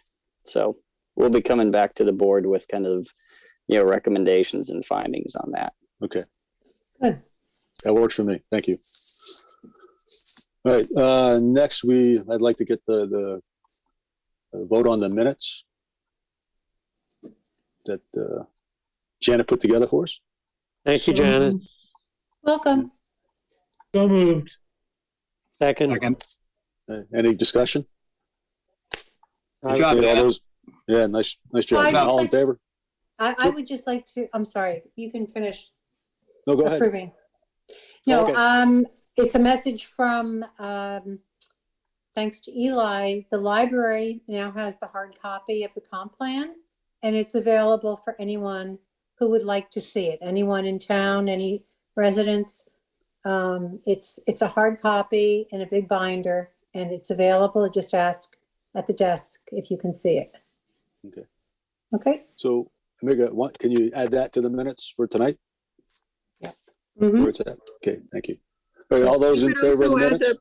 You could also add the project website, the plans available there too, Okay, great. which obviously all of you know, but I left a copy of it in the Atlantic Hall Great. library also, and if anyone else thinks of other places, let me know. I'm happy to bring it. Great. Thanks, Eli. Thank Thank you. you. All right, so I'll take a And vote it's on at the the minutes. town hall, obviously, right? Town hall, Graves, Cape Porpoise Library. Okay. And the website. Thanks. It's funny, a transcript just came pay purpose library instead of Cape Porpoise. You don't have to pay for it. It's free. All right, I'll take a vote on the minutes from 1/4/22. All in favor? Aye. Thank you. Thank you, Janet. Sure. Any other topics to discuss in our last -3 minutes? Hearing none. Mr. Fitzgerald? Turn the We meeting over to you. have our next meeting. Yes. First Tuesday in February. What is that? The first. The first. Hearing nothing else on the agenda, I move that we adjourn. All in favor? Aye. Aye. Aye. Hi. Hey, stay well, all. Okay. Thank you. Have a great week. Take care. Bye. Take care. Bye-bye. Night.